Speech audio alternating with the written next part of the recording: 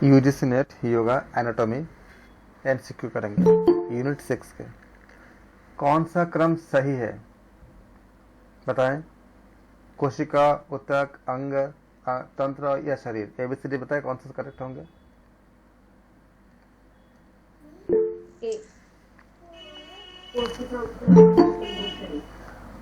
Option A option. Okay, कोशिका, फिर ऊतक, फिर अंग, तंत्र, शरीर। अगला क्वेश्चन बताएं कोशिका का आकार प्रकार के बारे में। कोशिका का आकार प्रकार होते हैं एक जैसे, अलग अलग, उपयुक्त दोनों, या उनमें से कोई नहीं। बताएं कौन से होंगे। सी। बी अलग अलग। आप बी बोल रहे हो? ये एक जैसे होंगे, क्या होंगे? अलग अलग होंगे। आपका आवाज धीमी आ रही है। सर बी बी अलग अलग अलग होंगे, ठीक है, क्योंकि कोशिका का आकार क्या होती है सब अगर जैसे आपका ब्रेन सेल जो होगा और जो किडनी का सेल होंगे दोनों अलग अलग होंगे, इसलिए उनका आकार अलग अलग होता है। कोशिका का संबंध किससे है? वृद्धि से, ऑप्शन ए। ऑप्शन बी है प्रजनन से, ऑप्शन सी है उत्सर्जन से, या डी ये सारे कौन से होंगे? डी।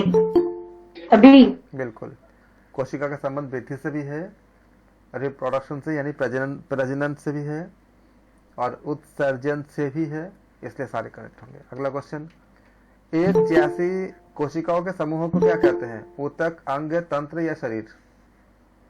ए ऊतक। ऊतक। एक जैसी कोशिकाओं के समूहों को हम ऊतक कहते हैं। Very good. अगला क्वेश्चन, कौन सा तंत्र अंतरांगों को आच्छादित किए रहता है? कंकाल, पेशीय, त्वचीय या तंत्रीय? सी त्वचीय। बिल्कुल, त्वचीय क्या होती है आपका?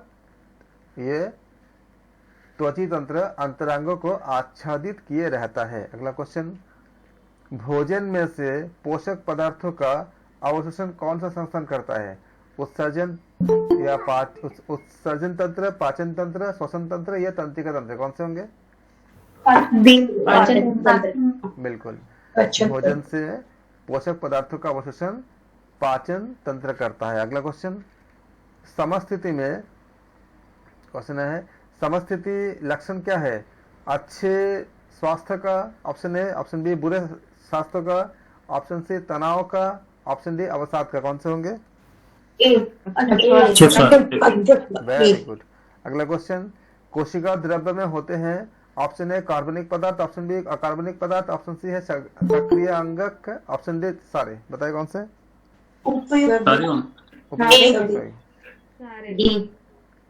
कोशिका द्रव्य में कार्बनिक पदार्थ भी होते हैं, अकार्बनिक भी होते हैं, और आपका सक्रिय अंगक भी होते हैं। तीसरे ऑप्शन डी करेक्ट होंगे, उपयुक्त सारे। अगला क्वेश्चन, अंद्रव्य जालिका क्या होती है? चिकनी होती है, रुखी होती है, उपयुक्त दोनों होती है, इनमें से कोई नहीं। बताएं। दोनों। Very good. देखिए डिपेंड करता है कि प्रोटीन है कि फैट है, उसके ऊपर डिपेंड करता है ना। ओके, अगला क्वेश्चन। सर ये एक जो वर्ड है अंद्रव्य जालिका, इनको आप एक एक वर्ड को इंग्लिश में बोल दोगे तो हेल्प हो जाएगी। ये आपका जो उसमें आपने देखा है कि जो आपने सेल के अंदर जो होती है, जिसमें आपने पढ़ा है कि एक आपका फैट के पास होती है, एक आपका प्रोटीन के पास होती है, तो उसको हम कहते हैं जो आपका पूरा आपने पढ़ा होगा, राइबोसोम वगैरह पढ़ा होगा ना, उसके साथ इसमें संबंध। जी सर, राइबोसोम। ओके समझ गई। तो ये आपका चिकनी, रुखी, उपयुक्त दोनों इसमें। प्रोटीन एवं कार्बोहाइड्रेट का संश्लेषण किसके द्वारा होती है? गोल्जी बॉडी, अद्रव्य जालिका, माइटोकॉन्ड्रिया या कोशिका का कला? कोशिका कला। माइटोकॉन्ड्रिया। प्रोटीन एवं कार्बोहाइड्रेट का किसके द्वारा होती है? माइटोकॉन्ड्रिया से होती है। Very good. अगला क्वेश्चन, कोशिका कला के कार्य क्या होती है? ये आपका चार आपका दिया गया स्टेटमेंट दी गई है, उसके बाद आपका कोड दिया गया है। भीतर की कोमल संरचनाओं की रक्षा पहला स्टेटमेंट है। सेकंड आपका इंफॉर्मेशन है बाहरी उत्तेजनाओं को ग्रहण करना। थर्ड है पोषक तत्वों एवं ऑक्सीजन को ग्रहण करना। और फिर फोर्थ है आपका त्याज्य पदार्थों का निष्कासन करना। अब सर आपके चारों। सर डी डी है सब डी फर्स्ट सेकंड थर्ड और फोर्थ ये कोशिका कला के कार्य होती है। फर्स्ट भी, सेकंड भी, थर्ड भी, फोर्थ भी। Very good. इसलिए चारों सही है। ऑप्शन डी करेक्ट है। अगला क्वेश्चन है जीव द्रव्य में उपस्थित होते हैं कार्बनिक पदार्थ, अकार्बनिक पदार्थ, एंजाइम और चौथा आपका क्या है निर्जीव अंगक। अब इसमें बताइए कौन सा आपका करेक्ट है एबीसीडी में। सर जीव द्रव्य क्या होता है? Protoplasm. B B. D D sir सभी होते हैं। बी बी बिल्कुल। प्रोटोप्लाज्म में होता है आपका जीव द्रव्य में ऑर्गेनिक कंपाउंड भी होती है, इनऑर्गेनिक भी होती है, एंजाइम भी होती है और आपका को निर्जीव अंगक भी होती है। अगला क्वेश्चन कोशिका का ऊर्जा गृह किसे कहते हैं? गोल्जी बॉडी, माइटोकॉन्ड्रिया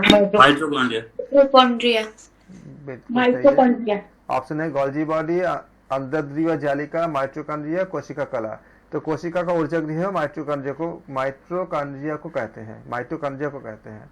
अगला क्वेश्चन आत्महत्या की थैली किसे कहते हैं? माइटोकॉन्ड्रिया या लाइसोसोम या लाइसोसोम? बहुत बढ़िया। आत्महत्या की थैली किसे कहते हैं? लाइसोसोम को कहते हैं। अगला क्वेश्चन प्रोटीन फैक्ट्री किसे कहते हैं? राइबोसोम को, लाइसोसोम को, गोल्गी बॉडी को? राइबोसोम को कहते हैं प्रोटीन फैक्ट्री। बिल्कुल सही है। जी सर। अगला क्वेश्चन ऊतक में सम्मिलित होती है असमान। ऑप्शन ए, ऑप्शन बी गतिमान, ऑप्शन सी समान, ऑप्शन डी विषम। समान। ऊतक सर में इसका मतलब क्या? गतिमान होती है गतिमान है ऊतक में है ना गतिमान होती है। ऊतक में सम्मिलित होती है असमान, गतिमान, समान या विषम? समान भी हो सकता है सर। एक जो टिश्यू होती है, ऊतक में क्या सम्मिलित होती है? किसकी रिलेटेड? समान कोशिकाओं से मिलकर बना सारे एक होता है कोशिका से ऊतक। मिलकर ऊतक बनती है ना, टिश्यू बनती है ना, सेम काइंड्स ऑफ एक पर्टिकुलर टिश्यू को बनाने के लिए। एटीपी का पूरा नाम क्या होती है? बताए कौन से होंगे? Option B sir triphosphate, right. तो एटीपी का पूरा नाम क्या होती है? Adenosine triphosphate. एडीपी का ऐसे ही बताओ तो कौन सा होंगे? एडीपी का पूरा नाम क्या होगा? बिल्कुल सही है। अगला क्वेश्चन एडीपी का पूरा नाम है एडिनोसिन डाइफॉस्फेट। अगला क्वेश्चन है क्षतिग्रस्त कोशिका को भी पचा जाते हैं कौन? लाइसोसोम, राइबोसोम, गोल्जी उपकरण या माइटोकॉन्ड्रिया? लाइसोसोम। बिल्कुल। लाइसोसोम क्या करता है? क्षतिग्रस्त उसको भी पचा जाता है। Very good. गुणसूत्र क्रोमोसोम कहाँ स्थित होते हैं? माइटोकॉन्ड्रिया में, गोल्जी उपकरण में, कोशिका कला में, केंद्रक में। गुणसूत्र या क्रोमोसोम क्या होती है? केंद्रक में आपका स्थित होती है। Very good. मानव कोशिका में गुणसूत्र यानी क्रोमोसोम कितने होते हैं? 23 जोड़े। ऑप्शन ए है 23, ऑप्शन बी है 23 जोड़े, ऑप्शन सी है 24, ऑप्शन डी है 24 जोड़े। तो क्या हो जाएगा आपका? 23 जोड़े। Very good. अगला क्वेश्चन है स्त्री लिंग निर्धारण हेतु गुणसूत्र क्रोमोसोम क्या होते हैं? XX या X या XY या Y?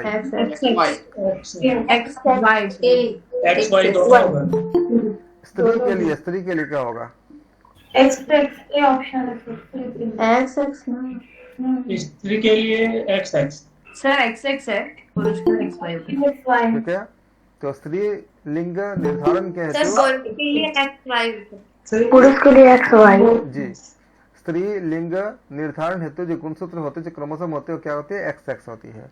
अगला क्वेश्चन पुरुष लिंग निर्धारण हेतु क्रोमोसोम क्या होगा आपका? बताएं। XX XY। बिल्कुल। पुरुष लिंग निर्धारण हेतु जो क्रोमोसोम होते हैं वो XY होते हैं। अगला क्वेश्चन मानव की कायिक कोशिकाओं में होने वाले विभाजन क्या होती है? सूत्री विभाजन, अर्धसूत्री विभाजन, असूत्री विभाजन या ये सारे?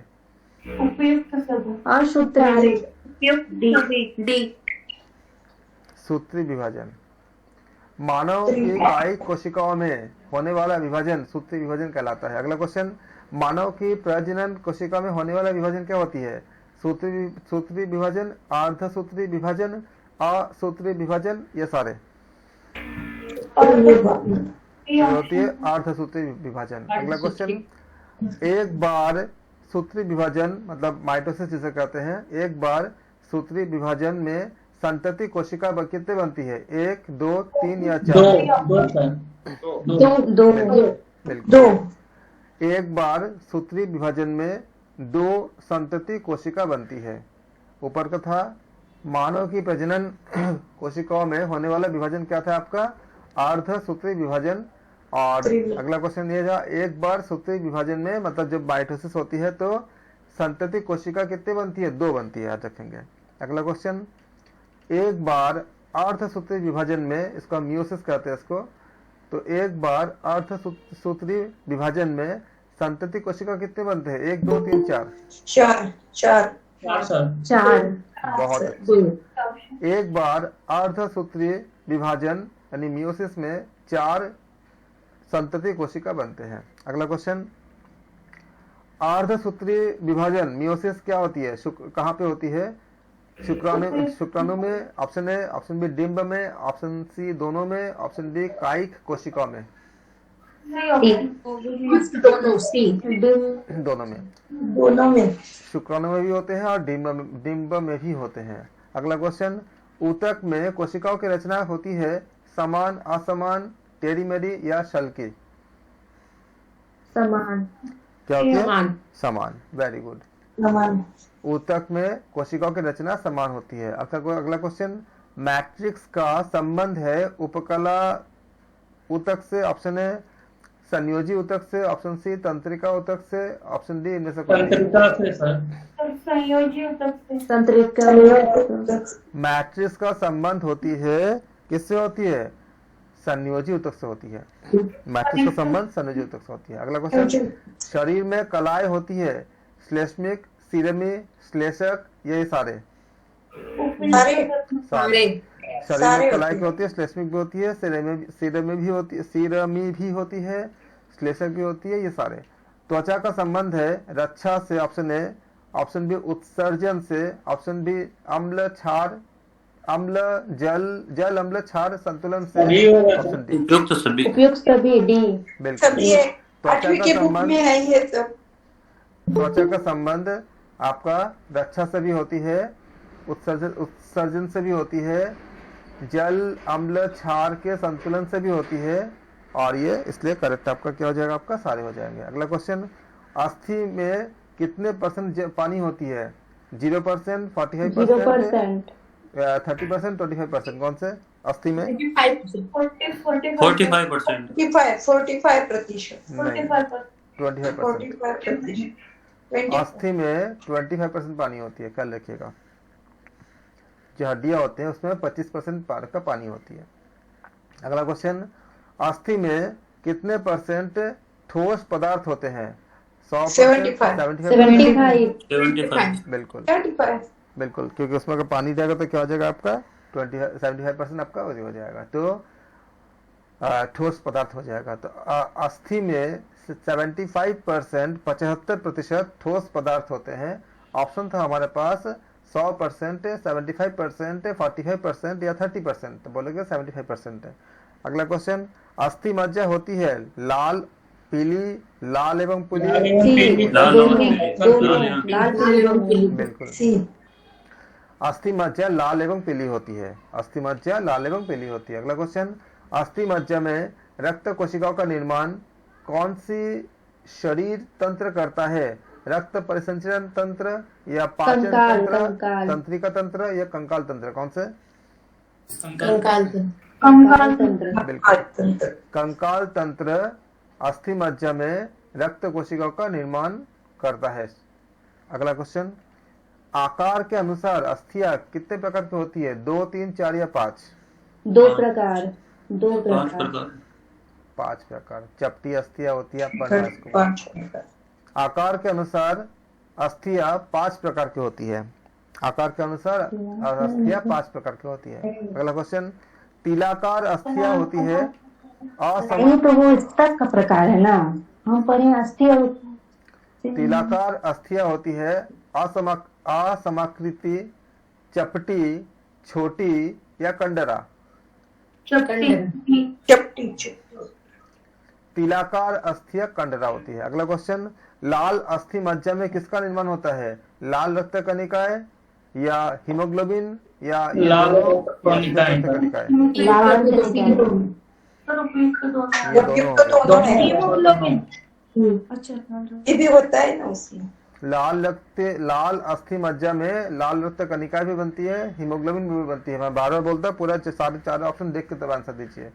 तो क्या हो जाएगा आपका उपयुक्त तो दोनों, मतलब लाल अस्थि मज्जा के निर्माण, लाल रक्त कणिकाएं निर्माण कहाँ पे होती है? लाल रक्त कणिकाएं, लाल अस्थि मज्जा में लाल रक्त कणिकाओं का भी निर्माण होती है और हीमोग्लोबिन का भी निर्माण होती है, इसलिए ऑप्शन सी करेक्ट है। अगला क्वेश्चन, पीले अस्थि मज्जा में किसका निर्माण होता है? प्लेटलेट्स या श्वेत रक्त कणिकाएं? उपयुक्त दोनों, Regulators, श्वेत रक्त रक्त कणिकाएं दोनों। बिल्कुल। पीले अस्थि मज्जा में प्लेटलेट्स का भी निर्माण होता है और श्वेत रक्त कणिकाएं भी निर्माण होती है, इसलिए ऑप्शन सी करेक्ट है, उपयुक्त दोनों। अगला क्वेश्चन, अस्थियों में पाया जाता है क्या? Option A calcium, option B magnesium, उपयुक्त सभी। ऑप्शन सभी से उपयुक्त सभी। जी, option C phosphate, option D है उपयुक्त सारे। तो क्या आ जाएगा आपका? उपयुक्त सारे करेक्ट होंगे, क्योंकि अस्थियों में कैल्शियम भी पाए जाते हैं, मैग्नीशियम भी पाए जाते हैं, फॉस्फेट भी पाए जाते हैं, इसलिए क्या होगा? उपयुक्त सारे करेक्ट होगा। अगला क्वेश्चन, रक्त कोशिकाओं का निर्माण कहाँ होता है? ऑप्शन ए प्लीहा में, ऑप्शन बी अस्थि हृदय में। मज्जा में। अस्थिमन। में होता है। जी, रक्त कोशिकाओं का निर्माण अस्थि मज्जा में होती है। ऑप्शन था प्लीहा में, हृदय में, अस्थि मज्जा में या वृक्क में। वृक्क मतलब किडनी में, तो आप बोलोगे अस्थि मज्जा में आपका रक्त कोशिकाओं का निर्माण होता है। अगला क्वेश्चन, अस्थियों का संबंध है, ऑप्शन ए है गति। उपयुक्त सभी। सभी है। जी सभी होता है। जी, सभी। इसका ऑप्शन थे अस्थियों का संबंध है गति क्षमता से, ऑप्शन ए था, ऑप्शन बी था रक्त कोशिका का निर्माण से, ऑप्शन सी था लवण भंडारण से, ऑप्शन डी, तो ये सारा ही होती है। अस्थियों का संबंध गति क्षमता से भी है जी, रक्त कोशिका के निर्माण से भी होता है, लवण भंडारण से भी होता है। तो क्या हो जाएगा आपका? ऑप्शन डी करेक्ट होगा। अगला क्वेश्चन, अस्थि सतह के चपटे गड्ढों में को क्या कहते हैं? संधि, खात, प्रवर्ध या खाच? बिल्कुल, अस्थि सतह के चपटे गड्ढों को खात कहते हैं। अस्थि सतह के चपटे गड्ढों को खात कहते हैं। अगला क्वेश्चन, खोपड़ी में अस्थियों की संख्या कितनी होती है? 21, 22, 23, 24? 24। खोपड़ी में अस्थियों की संख्या कितनी होती है? 15 और 7 ऐड करो, कितना होता है? 22 ही होता है। 22 सर। या 49 ऐड करो तो क्या होगा आपका? 14 और उसमें आपका ऐड करोगे 8 14 होती है, खोपड़ी में 8 होती है। 14 प्लस 8 ऐड करोगे तो क्या होगा? 22 हो जाएगा। मैंने आपको बताया भी था, अगर भूल जाते हो फेस में तो 14 का 4 वाला गाना याद रखना तो सब याद हो जाएगा। हाँ सर, 22 ही होता है। तो कितना हो जाएगा आपका? 14 प्लस 8 22 होती है टोटल। तो खोपड़ी में कितनी होती है? 22 होती है। आप लोग 21, 23 क्या क्या बता रहे थे, इसको नहीं आप लोग याद कर लो, 22 होती है। एग्जाम के लिए इंपॉर्टेंट है, आ सकता कई कई बार आया भी हुआ इसका। खोपड़ियों में अस्थियों की संख्या कितनी होती है? 22 होती है। अगला क्वेश्चन, ऑक्सीपिटल अस्थि का संबंध किससे है? कपाल से, कलाई से, उंगली से? ऑक्सीपिटल अस्थि का संबंध कपाल से होती है। Very good. अगला क्वेश्चन, चेहरे में कुल कितनी अस्थियां होती है? 8, 6, 14? 14। चेहरे में बिल्कुल सही है। फेस में, चेहरे में कुल 14 अस्थियां होती है। अगला क्वेश्चन, कॉक्सिक्स अस्थि का संबंध किससे है? वक्ष से, मेरुदंड से, कान से, कपाल से? बिल्कुल सही है। कॉक्सिक्स अस्थि का संबंध मेरुदंड से होता है। अगला क्वेश्चन, संधियां होती है, ऑप्शन ए है आपका चल, उपयुक्त सभी। अल्पचल, अचल या उपयुक्त सभी सभी होगा सर। बिल्कुल, बहुत अच्छे। अस्थिया क्या होती है? आप लोग का एनाटॉमी तो बहुत अच्छे हैं, बहुत बढ़िया। तो काफी अच्छा आप लोगों ने किया, वेरी वेरी गुड। संधिया होती है तंतु में या उपास्थि में या साइनोवियल या ये सारे? सभी सारे होगा। सभी सभी संधिया तंतु में भी होती है, उपास्थि में भी होती है, साइनोवियल भी होती है, तो अब सारे। अगला क्वेश्चन, तंतु में संधिया होती है स्यूचर्स या सिंडेस्मोसिक या गॉम्फोसिस या ये सारे? बिल्कुल, सभी ये होगा सारे। सर। सभी अगला क्वेश्चन, सिंडेस्मोसिस संधि होती है क्या चल, अल्पचल, अचल या सारे?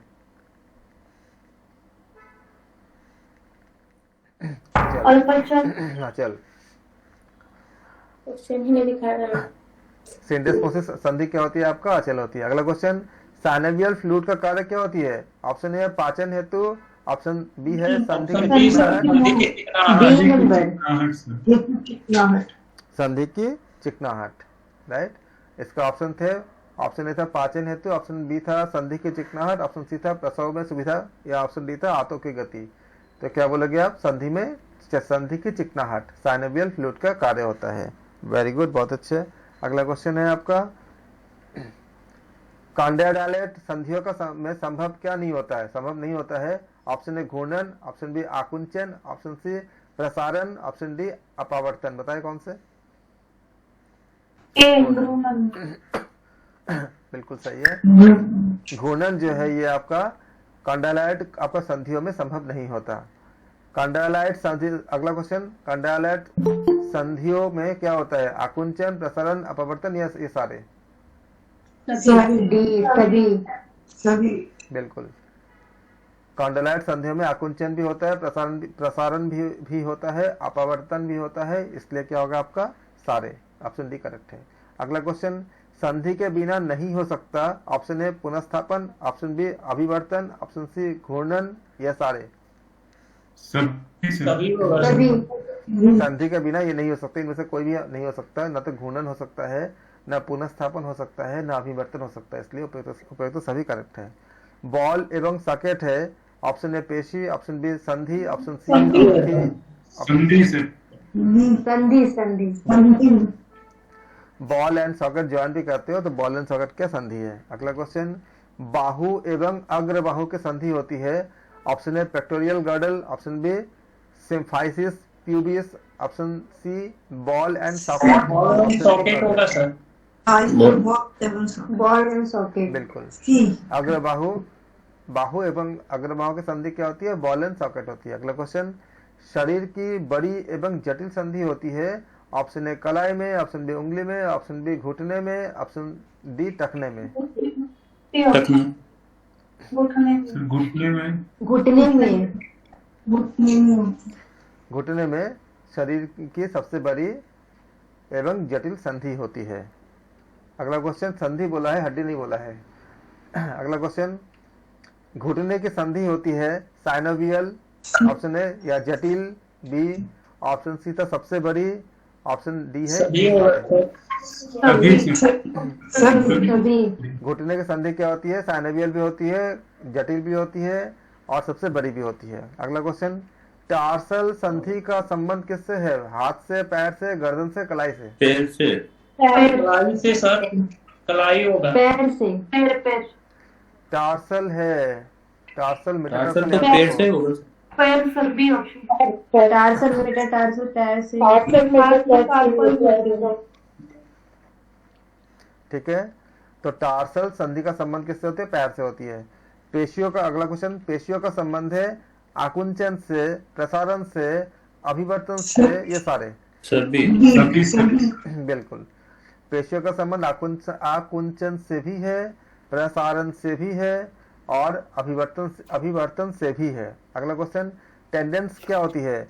पेशियों के सिरे, ऑप्शन ए, ऑप्शन बी है संधियों के सिरे, ऑप्शन सी है अस्थियों के कोने, ऑप्शन डी है उपास्थियों पे। बताइए कहाँ पे होंगे? अस्थियों के कोने। टेंडेंस कहाँ पेशियों के सिरे होता है। पेशियों के सिरे।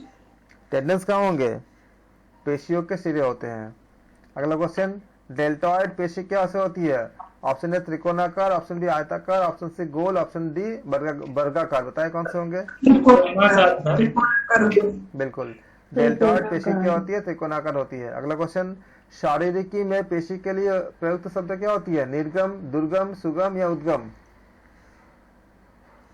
निर्गम। शारीरिकी के लिए, शारीरिकी में पेशी शब्द के लिए क्या होती है? निर्गम, दुर्गम, सुगम ये या शारीरिक फिजियोलॉजी। बताए कौन से होंगे? उद्गम। अगला क्वेश्चन, शारीरिकी में पेशी के लिए प्रयुक्त शब्द क्या होती है? उद्गम, निवेशन, उपयुक्त दोनों, इनमें से कोई नहीं? सी। बिल्कुल सही, उद्गम भी होती है, निवेशन भी होती है। शारीरिकी में पेशी के लिए ये उपयुक्त आपका शब्द होता है। अगला क्वेश्चन, पेशियां होती है अवरोधी, प्रतिरोधी, स्थितिकारक या ये सारे? पेशियां कैसे होती है आपका? भी सर। पेशियां अभी अविरोधी भी होती है, प्रतिरोधी भी होती है और स्थितिकारक भी होती है। आपका ऑप्शन है। अगला क्वेश्चन, निम्न में से श्वसन पेशी है? ऑप्शन ए है डायाफ्राम, ऑप्शन बी है रेक्टस एब्डोमिनिस, ऑप्शन बी है जी, ऑप्शन सी है डेल्टॉइड, ऑप्शन डी है आपका टेडिपियस। तो आप क्या बोलोगे? डायफ्राम। बिल्कुल, ये श्वसन पेशी कहते हैं इसको, डायफ्राम को हम श्वसन पेशी कहते हैं। अगला क्वेश्चन, नौली कर्म का गहरा संबंध किससे है? डेल्टॉइड के साथ है, ऑप्शन ए, या टेडिपियस के साथ है, ऑप्शन बी, या पैक्टोरियल के साथ है, या रेक्टाइल के साथ है? बताए कौन से होंगे? सी पेक्टोरियलिस।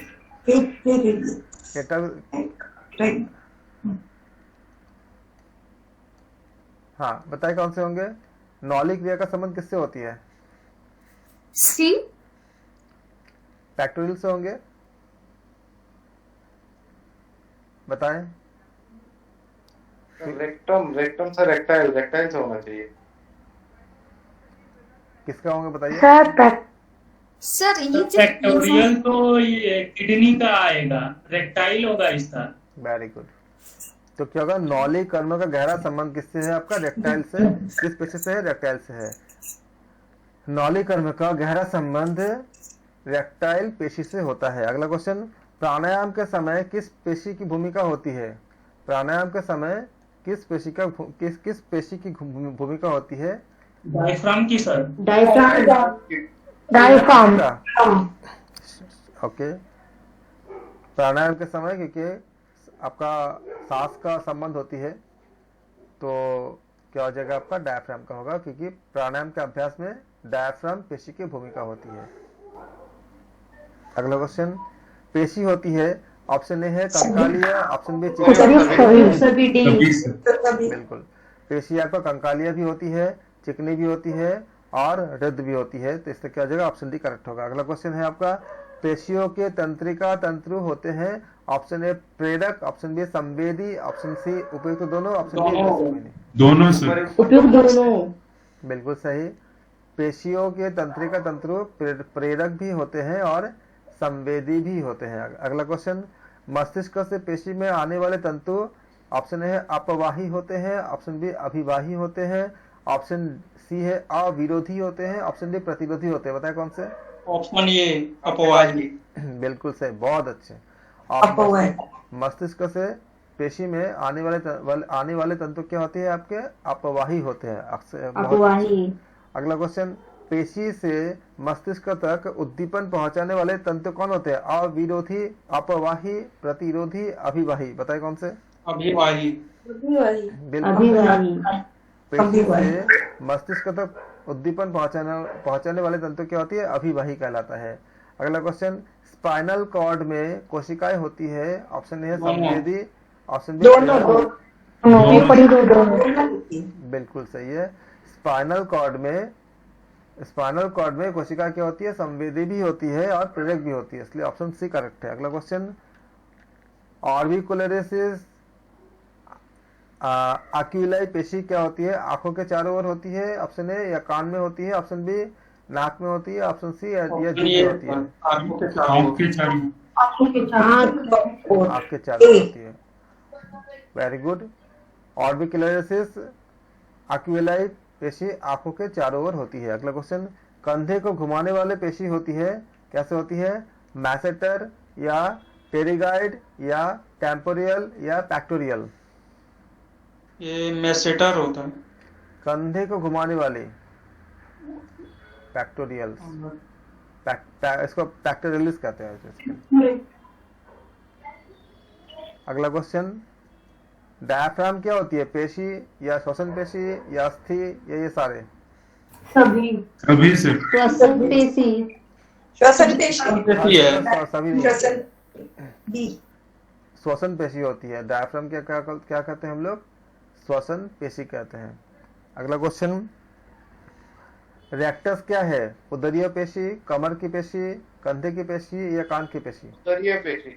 ऊपरी पेशी। रेक्टस उदरीय पेशी। बिल्कुल। उदरीय पेशी, रेक्टस क्या होती है? आपका उदरीय पेशी होती है। अगला क्वेश्चन, नौली कर्म का संबंध किससे है? रेक्टस से, डायफ्राम से, श्वास नियंत्रण से, ये सारे? रेक्टस। रेक्टस से, उपयुक्त सभी आएगा ना सर। श्वास से भी होती है, रेक्टस से भी होती है, डायफ्राम से भी होती है। तो क्या हो जाएगा? ऊपर तो सारे होंगे। नौली कर्म का संबंध रेक्टस से भी है, डायफ्राम से भी है और श्वास नियंत्रण से भी है। तो क्या हो जाएगा? ये सारे हो जाएगा। सभी। अगला क्वेश्चन, डाइगैस्ट्रिक पेशी का संबंध किससे होती है? चेहरे से या गर्दन से या पेट से या पीठ से? पेट से पेट से सर। पेट से होती डाइगैस्ट्रिक पेशी का संबंध चेहरे से, गर्दन से, पेट से या पीठ से? पेट सर से गर्दन डाइगेस सर ये हमारे पेशेंट मुझे शायद रिपीट हो। अगला क्वेश्चन, साइनलिस पेशी का संबंध किससे होती है? चेहरे से, पेट से, मेरुदंड से या मेरुदंड, मेरुदंड, मेरुदंड से मेरुदंड से। बिल्कुल सही है। साइनलिस पेशी का संबंध मेरुदंड से होता है। अगला क्वेश्चन, प्रत्येक आंख में कितनी पेशियां होती है? 2, 4, 6 या 8? बताओ आप। चार छः। प्रत्येक आंख में कितने पेशियां होते हैं? सर दो छः है सर। ए ऑप्शन क्या होंगे? दो कुछ 6 होते हैं। प्रत्येक आंख में 6 पेशियां होते हैं। मेरा कर्सर का 2 के पास है तो आप 2 बस सोचना। मैं जानबूझ कैसे करता हूँ। प्रत्येक आंख में कितनी पेशियां होते हैं? 6 होते हैं। 6 पेशियां। अगला क्वेश्चन, आयु बढ़ने के साथ क्या घटता है? सभी में उपयुक्त सभी सभी। घटते हैं सभी। उपयुक्त सभी, साइनोवियल फ्लूइड, लिगामेंट्स का लचीलापन, संधि उपास्थि की मोटाई, उपयुक्त सारे। तो क्या हो जाएगा? आयु बढ़ने के साथ साथ ये उनके लिए है जो कोई एक्टिविटी नहीं करते हैं। अगर आप प्राणायाम एक्सरसाइज वगैरह करते हो तो फिर उससे फिर आपका काफी कुछ ठीक हो जाता है। तो आयु बढ़ने के साथ साइनोवियल फ्लूइड आपका घट जाती है, लिगामेंट्स का लचीलापन घट जाता है, संधि उपास्थि की मोटाई घट जाती है। क्या हो जाएगा? इसलिए उपयुक्त क्या हो जाएगा आपका? सारे करेक्ट हो जाएगा। सभी। अगला क्वेश्चन, निम्न में से संधि रोग नहीं है, क्या नहीं है? आर्थराइटिस या सोराइसिस या बर्साइटिस या रूमेटिक ज्वर? सोराइसिस नहीं है। सोराइसिस, जी, सोराइसिस जो है ये आपका संधि रोग नहीं है, याद रखिएगा। Very very good. बाकी सब क्या है आपका? सोराइसिस सोराइसिस का अलग रोग है, इसमें स्किन डिसीज। हाँ जी। स्किन डिसीज है वो सोराइसिस। अगला क्वेश्चन आपका, मानव में कंकालीय पेशी कितने होते हैं? लगभग 500 600 ऑप्शन है, या लगभग 600 या लगभग 306 या लगभग 206? कितने? 600 होती है 600। 306, नहीं, अरे कंकाल नहीं पूछा है आप ऐसे, वो भी 306 नहीं होती। कंकाल नहीं पूछा है, हड्डियां नहीं पूछे है। लगभग कितनी होती है? मानव में कंकालीय पेशी बोला गया है, तो कितनी होती है? लगभग जी सर, जी सर। आपका 600 होती है, याद रखिएगा। अगला क्वेश्चन, पेशी में लैक्टिक एसिड, लैक्टिक अम्ल एकत्र होने से क्या होती है? ऑप्शन ए गति, ऑप्शन बी उत्तेजना, थकावट थकावट होती है। थकावट होती है। होती है। रिएक्टिव एसिड की वजह से थकावट होती आप लोग जो जिम करते हो ऐसा कुछ करते हो तो आपको थोड़ी देर बाद जो रैप निकालने के बाद जो थक जाता है उसमें लैक्टिक एसिड इकट्ठा हो जाता है। जैसे अगर डंबल किया तो डंबल में आपका 12 सेट या 15 सेट करने के बाद जो आपका जो हाथ में जो थकावट आती है उसमें लैक्टिक एसिड इकट्ठा होता है। उसके बाद अगर लैक्टिक एसिड जो होती है उसको थोड़ी देर रहने से अपने आप ही निकल जाती है, या गर्माहट मिलने से या मसाज करने से इस तरह से निकल जाती है। इसलिए आप थोड़ी देर बाद फिर से आप जाके एक्सरसाइज करते हो तो क्या होती है, आपका थकावट पैदा करता है लैक्टिक एसिड।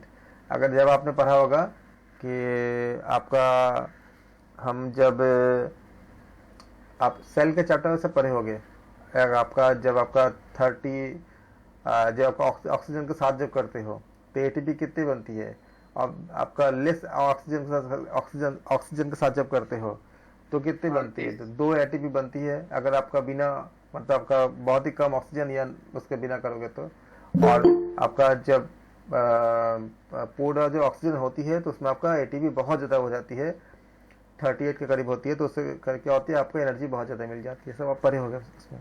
तो पेशी में लैक्टिक एसिड इकट्ठा हो गया, आपका थकावट हो गई। अगला क्वेश्चन, पाचन के अंतर्गत होने वाली प्रक्रिया को क्या होती है, रासायनिक होती है या सभी ओके। पाचन के अंतर्गत होने वाली प्रक्रिया रासायनिक है, ऑप्शन ए, ऑप्शन बी यांत्रिक है, ऑप्शन सी भौतिक है, ऑप्शन डी ये सारे। तो रासायनिक भी होती है पाचन के अंतर्गत होने वाली प्रक्रिया, यांत्रिक भी होती है और भौतिक भी होती है। तो क्या होगा, ऑप्शन डी करेक्ट हो जाएगा। अगला क्वेश्चन, मुंह से लेकर गुदा तक पाचन नली की लगभग कुल लंबाई कितनी होती है? 32 मुख से लेकर के गुदा तक पाचन नली की लंबाई कितनी फीट होती है? 30 फीट भी कहीं देता है सर, कहीं 32 फीट भी। कभी कभी 30 फीट देते हैं सर। 30 फीट मुख से लेकर ज्यादातर गुदा बुक में तक, 32 ही रहते हैं सर। मुख से लेकर गुदा तक लगभग कुल लंबाई जो 30 फीट ही मानी जाती है। 32 भी अगर कहीं हो तो वो आप थोड़ा सा वैरी कर जाता है, देख लेना इसको, लेकिन हम नॉर्मली 30 मान लेते हैं। हमारे समय तो 30 फीट ही थी, अभी क्या हो गया पता नहीं। अभी बढ़ गई। मुख से लेकर गुदा तक, ये अच्छे का आपके पास 30 फीट ही थी। मुख से सर लेकर कहीं किसी बुक में 28 से 32 फीट ऐसे भी लिखा होता है। हाँ, इसलिए थोड़ा रेंज लिखी होती जी है, सर। 30 मान लेते हैं, 30 आपका फीट होती है। लेकिन अच्छा, अगला क्वेश्चन, मुख से लेकर गुदा तक पाचन नली की कुल लंबाई कितनी होती है? 5 मीटर, 7 मीटर, 9 मीटर, 11 मीटर, कितना? 9 मीटर। 9 मीटर। मुख से लेकर गुदा तक पाचन नली की कुल लंबाई कितनी होती है? लगभग 9 मीटर होती है। Very good. अगला क्वेश्चन, पाचन क्रिया में सहायक क्या है? दांत एवं सभी जीभ। सभी दांत, जीभ, यकृत, पित्ताशय, ग्रसनी और ग्रसनली। वेरी तो गुड, सब वेरी गुड। पाचन क्रिया में सहायक है, दांत एवं जीभ भी होता है, ग्रसनी एवं ग्रासनली भी होती है, यकृत और पित्ताशय भी होती है। इसलिए क्या होगा, ऑप्शन डी उपयुक्त, तो सभी करेक्ट हो जाएगा। अगला क्वेश्चन, लार ग्रंथियों की संख्या कितनी होती है? 2 जोड़ी, 3 जोड़ी, 4 जोड़ी या फिर 5 जोड़ी? सर 3 जोड़ी। 3 जोड़ी। लार ग्रंथियों की संख्या कितनी होगी? 3 जोड़ी। 3 जोड़ी। अगला क्वेश्चन, लार ग्रंथियों की संख्या 3 जोड़ी होती है, याद रखिएगा, लार ग्रंथियों की संख्या 3 जोड़ी होती है। अगला क्वेश्चन, लार ग्रंथियों की संख्या होती है 6। Very good. 3 जोड़ी में 6 होंगे, 3 में 6, तो 4, 6, 8 और 10 में आप बोलोगे 6। यही आपका एग्जाम में, तो यहाँ तो अच्छी बात है कि 6 कर दिया है, कंफ्यूज करने के लिए 4 की जगह 3 कर देंगे। तो अगर आप ख्याल नहीं रखोगे तो क्या हो जाएगा, आपको इसमें गलती कर सकते हो। तो ख्याल रखना, 3 जोड़ी का मतलब 6 ही होता है। ऐसे एक बार पूछा गया था डिप्स कितने होते हैं, तो बच्चों ने गलती कर दिए थे, 12 और 12 पेयर्स में गलती कर दिए थे। कुछ बच्चों ने, सबने तो नहीं किया था, कुछ ने गलती किया था। अगला क्वेश्चन, ग्रास नली की लगभग लंबाई कितनी होती है? 25 सेंटीमीटर। 25 सेंटीमीटर। 25 सेंटीमीटर। ग्रास नली की कुल लंबाई लगभग कितनी होती है आपका? 25 यानी 25 सेंटीमीटर। Very good. अगला क्वेश्चन आपका, पायरोलिक ग्रंथियों से स्रावित होने वाला श्लेष्मा क्या होती है? अम्लीय। पायरोलिक ग्रंथियों से स्रावित होने वाला श्लेष्मा क्षारीय, क्षारीय। अम्लीय, लवणीय कोई नहीं। कौन से होंगे? सी। क्षारीय सर। अम्लीय होता है सर, पायलोरिक एसिड होता है। पायलोरिक ग्रंथियों से स्रावित होने वाला श्लेष्मा बताओ क्या होगा? क्षारीय होगा कि अम्लीय होगा? क्या हो जाएगा? अम्लीय होगा, क्षारीय नहीं होगा? श्लेष्मा अम्लीय ही होगा सर। क्षारीय होगा। क्षारीय। सर क्षारीय होना चाहिए ना सर। आप बताओ क्या होगा? पायरोलिक ग्रंथियों से जो स्रावित होती है उसमें क्या होती है? अम्लीय होती है कि क्षारीय होती है? एसिड ही होता सर है। HCl निकलता है और इधर से जो है तो वो क्षारीय देता है, तभी तो सुरक्षा करता है ना। हाँ, तो पायरोलिक ग्रंथियों से क्या निकलती है?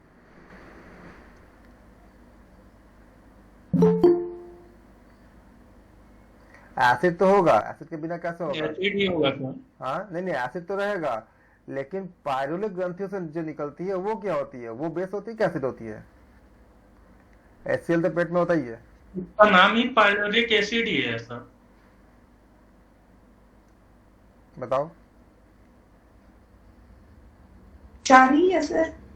क्षारीय होना चाहिए सर। उसमें एसिड होता है, लेकिन उसमें ग्रंथियों से जो स्रावित होता है, स्रावित आपका क्षारीय होता है, जबकि उसमें आपका अम्ल क्षार मिलकर आपको बाद में वो उदासीन बन जाती है। सुरक्षा करने के लिए निकालता है क्षारीय। तो उसका नेचर क्या? क्षारीय होती है, लेकिन आपका उस जाके एसिड बेस को बैलेंस कर सके। अगला क्वेश्चन क्या होती ये है? सर होती कहाँ पर है? जहाँ स्टमक और इंटेस्टाइन कनेक्ट करते हैं वही पाइलोरिक वॉल्व जिसको बोलते हैं।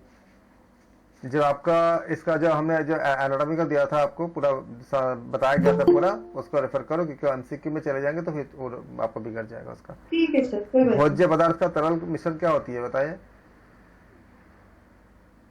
क्या कहलाता है वो? रेनिन, जठररस, गैस्ट्रिन या काइम? क्या होता है? Kine sir, Kine. जठररस होगा। क्यों? काइन। भोज्य पदार्थ का बोला है ना, काइन दिया है। भोज्य अच्छा, पदार्थ काइम का बोला। तरल मिश्रण क्या हो जाएगा? जो आमाशय में बनती है क्या हो जाएगा? काइम हो जाएगा। अगला क्वेश्चन, आमाशय गति एवं जठर रसों का स्राव को उद्दीपन करने वाला हार्मोन किसे कहते हैं? रेनिन होता है, पेप्सिन होता है, ट्रिप्सिन होता है या गैस्ट्रिन होता है? गैस्ट्रिन। गैस्ट्रिन। बिल्कुल, गैस्ट्रिन आमाशय गति एवं जठर रस को स्रावित को उद्दीपन करने वाला हार्मोन होता है। अगला क्वेश्चन, जठर रस में उपस्थित एंजाइम क्या होती है? पेप्सिनोजन या रेनिन या लाइपेज या ये सारे? सभी। बिल्कुल, सारे। जठर रस में उपस्थित एंजाइम पेप्सिनोजन भी होती है, रेनिन भी होती है, लाइपेज भी होती है। अगला क्वेश्चन, पाचक रस में उपस्थित होते हैं कौन? जल एवं खनिज लवण या हाइड्रोक्लोरिक एसिड और म्यूकस या एंजाइम्स या ये सारे? सभी। तो सभी करेक्ट है, क्योंकि पाचक रस में जल और खनिज लवण भी होती है, हाइड्रोक्लोरिक एसिड और म्यूकस भी होती है, एंजाइम भी होती है, इसलिए क्या हो जाएगा? डी हो जाएगा। अगला क्वेश्चन, वसा को ग्लिसरीन एवं बसीय अम्ल में बदलने वाला एंजाइम क्या होती है? जठर लाइपेज, लाइपेज। जठर लाइपेज या पेप्सिनोजन या रेनिन या इनमें से कोई नहीं? जठर लाइपेज बिल्कुल सही है। वसा को ग्लिसरीन एवं बसीय अम्ल में बदलने वाला एंजाइम जठर लाइपेज कहलाता है। अगला क्वेश्चन, टाइलिन की क्रिया को समाप्त करता है कौन? जल या हाइड्रोक्लोरिक एसिड या पेप्सिनोजन या रेनिन? HCl, hydrochloric acid. बिल्कुल, टाइलिन की क्रिया को जो समाप्त करता है वो उसको कहते हैं हम लोग हाइड्रोक्लोरिक एसिड यानी HCl। अगला क्वेश्चन, एंटी एनिमिटिक घटक को बनाता है कौन? रेनिन, लाइपेज या कैशल्स इंट्रिंसिक फैक्टर या pepsinogen? Option C sir. Castle's intrinsic factors या पेप्सिनोजन? कौन से?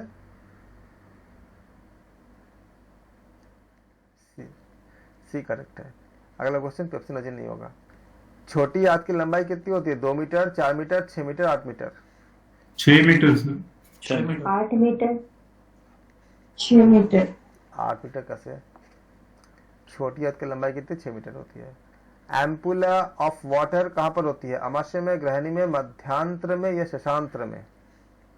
मध्यांतर में। एम्पुला ऑफ वाटर ग्रहणी में होती है ना? ग्रहणी में। हाँ सर, ग्राहणी ग्रहण पशुप है सर। एम्पुला ऑफ वाटर ग्रहणी में होती है। अगला क्वेश्चन, ब्रूनर्स ग्रंथियां कहाँ होती है? अमाशय में, ग्रहणी में, मध्यांतर में या शशांत्र में? शांत में। बिल्कुल, ब्रूनस ग्रंथियां जो होती है, ब्रूनस ग्रंथियां ये शशांत्र में होती है। अगला क्वेश्चन, इसी को इलियोसिकल वाल्व बोला जाता है ना? इलियोसिकल वाल्व कहाँ होती है? अमाशय में, ग्रहणी में, मध्यांतर में या शशांत्र में?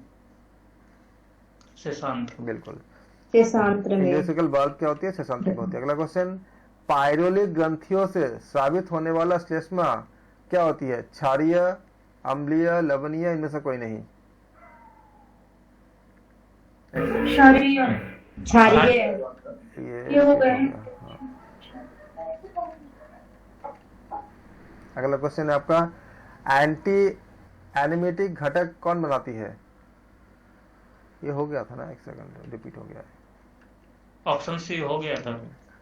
छोटी आंत के आंतरीय रस में क्या होती है? पेप्सिनोजेन, रेनिन, लाइपेज या कोई एंजाइम नहीं होती? बताए कौन से? कोई एंजाइम नहीं होती कोई है। एंजाइम नहीं होती। D number. छोटी आंत के आंतरीय रस में कोई एंजाइम नहीं होती। बड़ी आंत को क्या कहते हैं? डियोडिनम, कोलोन, जेजुनम या इलियम? कौन से होंगे? कोलोन से। कोलोन। बड़ी आंत को कोलन कहते हैं। अगला क्वेश्चन, कोलोन के अंतर्गत क्या आती है? सिक्कम, सिग्मॉइड कोलोन, रेक्टम, उपयुक्त ये सारे? सभी। सभी। कोलोन के अंतर्गत सिक्कम भी आती है, सिग्मॉइड कोलोन भी आती है, रेक्टम भी आती है, इसलिए क्या होगा? उपयुक्त तो सभी करेक्ट होगा। अगला क्वेश्चन, बड़ी आंत में आंतरीय जीवाणु संश्लेषण करते हैं क्या? विटामिन ज्ञा का, विटामिन ठा का, दोनों का या दोनों का सर। ये ठा मतलब विटामिन बी होता है, B12 मतलब कहने का मतलब है। तो क्या हो जाएगा आपका? दोनों का होता है। विटामिन ज्ञा में सर। अरे डी होगा वो ना? डी नहीं होगा फर्स्ट वाला विटामिन बी हो जाएगा। और इसमें आपका जो है, बड़ी आंत में आंतरीय जीवाणु का संश्लेषण करने के लिए विटामिन आपका ज्ञा का, ठा का तो आपका बी होती है। डी और B12 होगा सर। हाँ, डी और B12। डी आपका, हाँ, बड़ी आंत में डी भी होती है, आंतरीय जीवाणु को करता है ना, क्योंकि अगर डी नहीं होगा तो फास्फोरस का, कैल्शियम का अवशोषण नहीं कर पाएगा। तो विटामिन डी होती है, क्योंकि विटामिन डी की कमी होगा तो आते जो है वो खाद्य पदार्थ से इनको आपका अवशोषण नहीं कर पाता है। तो ये डी होना चाहिए, डी और B12 होगा। तो बड़ी आंत में आंतरीय जीवाणु का संश्लेषण, हिंदी वाले मतलब कभी कभी ऐसे से वर्ड डाल देते हैं, उसको फिर उनको इंग्लिश में लिखना चाहिए था पूरा। तो ये आपका उपयोग तो दोनों का होगा क्या? Very good.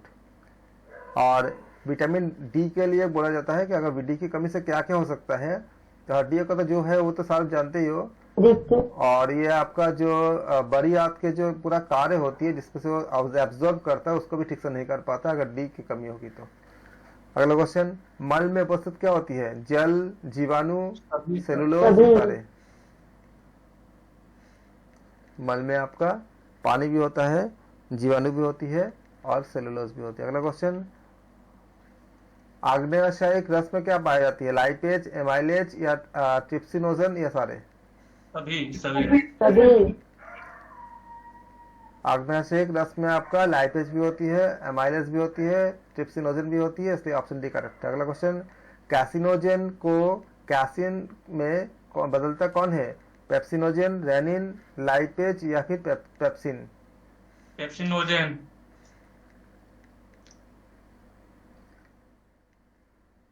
कैसिनोजिन को कैसिन में कौन बदलता है? पेप्सिनोजिन, रेनिन, लाइपेज या पेप्सिन? पेप्सिन होगा। पेप्सिन कैसे होगा? रेनिन होगा ना।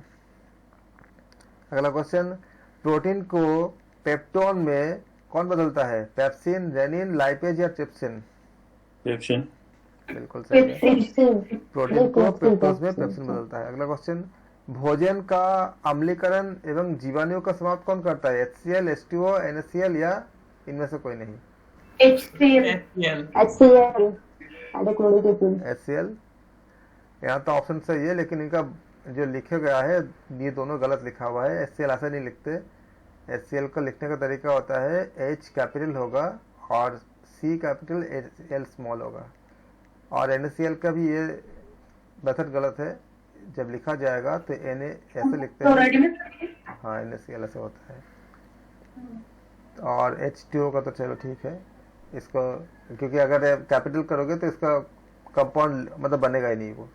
तो भोजन का अम्लीकरण तथा जीवाणु का समाप्त कौन करता है आपका? HCl hydrochloric acid. HCl। Option A correct है। अगला क्वेश्चन है आपका, टाइलिन एंजाइम की क्रिया को समाप्त किससे होती है? पेप्सिन से, रेनिन से, लाइपेज से या HCl से। HCl हाइड्रोक्लोरिक अम्ल। बिल्कुल। टाइलिन एंजाइम की क्रिया को हाइड्रोक्लोरिक एसिड समाप्त करता है। अगला क्वेश्चन, ग्लाइकोजन के ऑक्सीकरण के दौरान क्या बनता है? हाइड्रोक्लोरिक एसिड या नाइट्रिक एसिड या पायरुविक एसिड या sulphuric acid? Pyruvic acid sir. बिल्कुल। ग्लाइकोजन के ऑक्सीकरण के दौरान पायरुविक एसिड बनता है। अगला क्वेश्चन, छोटी आंत के प्रथम भाग को क्या कहते हैं? फंडस, जेजुनम, ड्यूडेनियम या इलियम? ड्यूडेनियम। बिल्कुल। छोटी आंत के प्रथम भाग को क्या बोलते हैं? ड्यूडेनियम बोलते हैं। अगला क्वेश्चन, छोटी आंत के मध्य भाग को क्या बोलते हैं? ड्यूडेनियम, फंडस, जेजुनम। छोटी आंत के मध्य भाग को हम जेजुनम बोलते हैं। और छोटी आंत के मध्य भाग को क्या बोलते हैं? एम रिपीटेड है सर। जेजुनम सेम है सर। अंतिम भाग होगा वो इलियम। हाँ, छोटी आंत के अंतिम भाग को कहते हैं हम लोग इलियम, इलियम। क्या बोलते हैं? इलियम। छोटी आंत के अंतिम भाग को हम इलियम कहते हैं। जेजुनम में जानते ज्यादा कुछ होता नहीं है, खाली ट्रांसफर करने का काम करता है, अगर आए थे एग्जाम में तो। अगला क्वेश्चन, वह वाल्व जिससे होकर भोजन आमाशय से ग्रहणी में जाता है क्या कहते हैं? Fundus, pyloric. ओके, ऑप्शन है fundus, option B mucosa, option C है पाइलोरिक, ऑप्शन डी है इलियोसिकल। तो आप क्या बोलोगे? पाइलोरिक। तो वो पाइलोरिक वाल्व वह वाल्व है जिससे होकर भोजन आमाशय से ग्रहणी की ओर जाता है। बहुत बढ़िया। छोटी आंत में बाहरी सिरमी परत बनी होती है। ऑप्शन ए है पेरिटोनियम की, ऑप्शन बी है मिजेंट्री की, ऑप्शन सी है डोनर्स की, ऑप्शन सी है मिशनर्स की। किससे? कौन सी? Option B sir. पेरिटोनियम से बनती है। छोटी आंत में बाहरी सिरमी की परत जो होती है वो आपका पेरिटोनियम से बनी होती है। अगला क्वेश्चन, अवशोषण का संबंध किससे होती है? आंत्र अंकुर से, काय से या बुध से या इनमें से कोई नहीं? बताए कौन से? आंत्र अंकुर से। बिल्कुल। अवशोषण का संबंध किससे होती है? आंत्र अंकुर से होती है। पित्ताशय में क्या होती है? पित्ताशय में ऑप्शन है आपका पेरिटोनियल परत या मध्यपेशीय परत या श्लेष्मिक कला परत या ये सारे हो गए। सारे। पित्ताशय में आपका पेरिटोनियल परत भी होती है, मध्यपेशीय परत भी होती है, श्लेष्मिक परत भी होती है। अगला क्वेश्चन, साधारण शर्करा को ग्लूकोज और फ्रक्टोज में कौन बदलता है? सुक्रोज होना चाहिए। सुक्रोज, लैक्टेज, माल्टेज या इरेप्सिन? कौन सा? सुक्रेज ही सर। बिल्कुल सही है। सुक्रेज जो होता है वो शर्करा को ग्लूकोज और फ्रक्टोज में चेंज करता है। अगला क्वेश्चन, दुग्ध शर्करा व लैक्टोज को ग्लूकोज एवं लैक्टोज में कौन बदलता है? Sucrase, lactase. लैक्टेज, माल्टेज या लैक्टेज। इरेप्सिन? कौन सा? Lactase sir, lactose. बिल्कुल, लैक्टेज। लैक्टेज जो होती है, इसलिए बच्चों का जो दूध आती है लैक्टोजिन बोलते हैं ना, उसको आप याद रखना अगर भूल जाओ तो लैक्टेज जो होती है दुग्ध शर्करा, वो लैक्टोज को ग्लूकोज और लैक्टोज में चेंज करता है। अगला क्वेश्चन, पित्तीय तंत्र का भाग क्या होती है? पित्ताशय, यकृतीय वाहिका, उभय पित्त वाहिका, तो ये सारे सर्दी सभी। अभी है सर। पित्तीय तंत्र का भाग होता है, पित्ताशय भी है, यकृतीय वाहिका भी होता है, उभय पित्त वाहिका भी होता है, इसलिए क्या हो जाएगा? तो सारे करेक्ट हो जाएंगे। अगला क्वेश्चन, माल्टोज को ग्लूकोज में चेंज करता है कौन? Sucrose, maltase. लैक्टोज। माल्टेज। बिल्कुल, माल्टोज को ग्लूकोज में बदलता है सुक्रोज या लैक्टोज या माल्टेज या इरेप्सिन। आप बोलोगे माल्टेज। माल्टेज जो होती है वो माल्टोज को ग्लूकोज में बदलता है। अगला क्वेश्चन है, पॉलीपेप्टाइड को अमीनो एसिड में बदलता है कौन? सुक्रेज या लैक्टेज या माल्टेज या इरेप्सिन? कौन से बताएं? इरेप्सिन। होगा हाँ।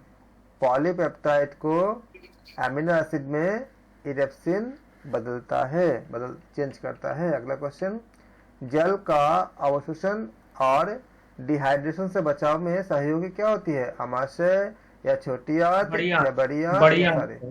तो क्या हो जाएगा? बड़ी आंत हो जाएगा। Very good. जल का अवशोषण और डिहाइड्रेशन से बचाव में बड़ी आंत क्या होती है? सहयोगी होती है। अगला क्वेश्चन, लैंगर-हंस की दीपिका स्रावित क्या करती है? इंसुलिन या लाइपेज या एमाइलेज या ट्रिप्सिनोजन? बताए कौन से? ट्रिप्सिनोजन। Sir insulin. इंसुलिन आएगा। लैंगर-हंस की दीपिका क्या करती है? इंसुलिन स्रावित करती है। लैंगर-हंस की दीपिका क्या स्रावित करती है? इंसुलिन। अग्नाशय का कार्य क्या होती है? पाचन हेतु, अंतःस्रावन हेतु, उपयुक्त दोनों, इनमें से कोई नहीं? बताएं। दोनों सर।